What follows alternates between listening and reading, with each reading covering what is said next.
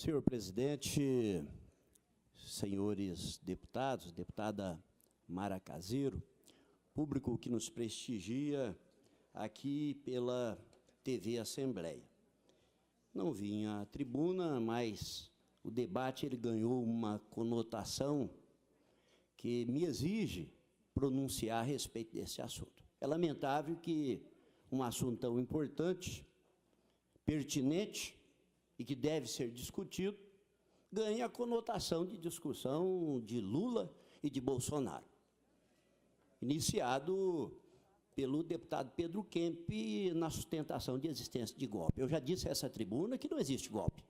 Lula é um homem condenado por 2 instâncias judiciais, com amplo exercício da defesa, e não se pode pretender criar no Brasil de que o voto possa criar imunidade àquele que tem condenação judicial. Nós vivemos num Brasil que começa a ganhar rumo de democracia. E não pode, figura, seja quem for, porque em determinado momento tenha voto, ou porque em determinada pesquisa apareça liderando, possa ter imunidade para a prática de crime. Penso que nesse aspecto não é o assunto que nós discutimos aqui, e não é o objetivo daquilo que foi trazido aqui pelo Dr. Miguel Najib, que tem todo o direito de postular, de defender um programa que ele entende ser legítimo e que tem o nome de Escola Sem Partido. Os vídeos retratam uma realidade que não discordo que aconteça em ambiente escolar. Nós temos no Brasil mais de 2.300.000 professores. E é evidente que no meio de 2.300.000 professores, nós tenhamos professores que pensem diferentemente daquilo que eu entendo que seja correto ou incorreto. Nós tivemos 2 posicionamentos diferentes. Tivemos aqui a fala da deputada Mara Caseiro, do doutor Miguel Najib, numa fala muito bem colocada, estruturada, como nós tivemos também aqui a manifestação do deputado Pedro Kemp, do deputado Amarildo Cruz, e entre colocar no ambiente escolar qualquer uma dessas verdades como absoluta, eu prefiro a existência do debate. Escola é o espaço libertário das ideias. E quando há excesso, como o vídeo demonstra ocasionalmente, como dito pelo próprio Dr. Miguel Najib, a lei não cria nada que já não existe. Nós vamos criar mais uma lei, como se a existência de lei mudasse uma realidade daqueles que não a fazem cumprir. Ora, se existe legislação, e ela existe, quando nós pegamos a própria Lei de Diretriz e Base da Educação, ela diz lá no artigo 2º, a educação, dever da família e do Estado, inspirada nos princípios de liberdade e nos ideais de solidariedade humana, tem por finalidade o pleno desenvolvimento do educando, seu preparo para o exercício da cidadania e sua qualificação para o trabalho. E vem lá no artigo 3º, o ensino será ministrado com base nos seguintes princípios: liberdade de aprender, liberdade de ensinar, pesquisar e divulgar a cultura, o pensamento, a arte e o saber. Liberdade de aprender e liberdade de ensinar. Pluralismo de ideias e de concepções pedagógicas. Respeito à liberdade e apreço à tolerância. Consideração com a diversidade étnico-racial. A lei diretriz ela estabelece a liberdade. Se há excesso na liberdade, e democracia não é uma coisa desmedida, deputado João Grandão, onde qualquer um pode dizer aquilo livremente, existe. Primeiro, as instâncias administrativas da escola. Tem a direção, tem a associação de pais e mestres, tem os pais e alunos que, em última instância, a autoridade maior para poder, inclusive, se for o caso, retirar aquele aluno daquela escola ou fazer com que o direito do seu filho, do ponto de vista religioso ou de concepção política, possa ser respeitado, inclusive procurando as instâncias judiciais. O que nós precisamos de fazer é difundir esses conhecimentos. Cartilhas, já colocando aquilo que já existe como lei, mas, sobretudo, respeitando a diversidade de pensamento. Se um professor, eventualmente em sala de aula, resolve desqualificar um aluno, porque ele é petista ou não petista, evidente que esse professor não está cumprindo com a sua função de ensinar. Ele pode até discordar, ele pode manifestar o seu pensamento, mas jamais colocar como se o outro estivesse errado. Qual é a verdade? Boff já disse que todo ponto de vista é visto de um ponto. Dependendo da altitude que eu estou, eu vejo o ponto de uma diferente forma. Uma montanha, ela pode ser vista de várias formas. Uma montanha pode ser vista por um artista como uma coisa idílica de cores para ser pintadas. Pelo aquele capitalista, a montanha pode ser vista do ponto de vista da exploração econômica.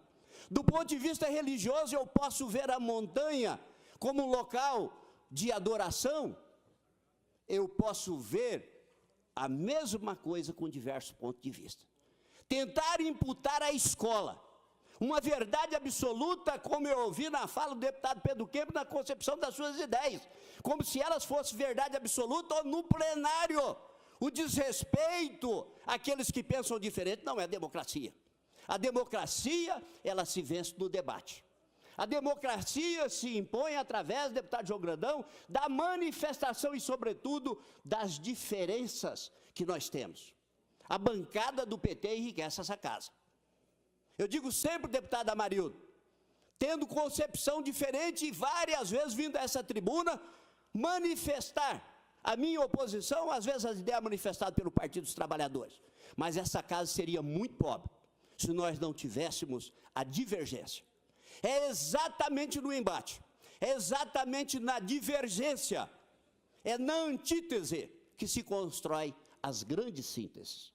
Portanto, da mesma forma que essa casa deve ser o espaço do debate, penso que o ambiente escolar, entre um fato ou outro que foi pensado, imputar aos mais de 2.300.000 professores que existem no Brasil, dizer que todo mundo é petista ou que todo mundo é PSBista, na verdade, é você entender que aquele que está do outro lado. Eu não vi nenhuma foto aqui mostrando criancinhas em processo de formação. Aqui eram quase todos, aqui 16, 17 já, adolescentes que têm toda a compreensão. E o aluno, na verdade, ele pensa, ele raciocina. E não existe professor que ele seja inodoro, seja igual a Havaiana, que não solta tinta, que não tem cor, que não tem desejo. Imagina um magistrado que nasceu em um berço pobre. Imagina o mesmo magistrado que nasceu em um berço rico. No momento de dar a sua sentença, é evidente que as suas origens irão ditar o tom da sua sentença. E qual dos dois estão certo? E qual dos dois estão errados? Existe verdade absoluta? Não. Se os dois tiveram motivação, do ponto de vista legal e de concepção, ambas estarão corretas, mesmo em sentidos diferentes, e é por isso que existem as instâncias recursais. Penso, dizendo isso, deputado João Grandão, como professor, que militou durante vários anos no curso de Direito em Dourados, como professor da UFGD, não sou petista, nunca votei no PT, não acho que exista golpe em relação ao Lula, mas também não posso concordar que haja verdade absoluta do outro lado. Entre o direito da expressão e a mordaça, eu fico com o direito à liberdade de expressão.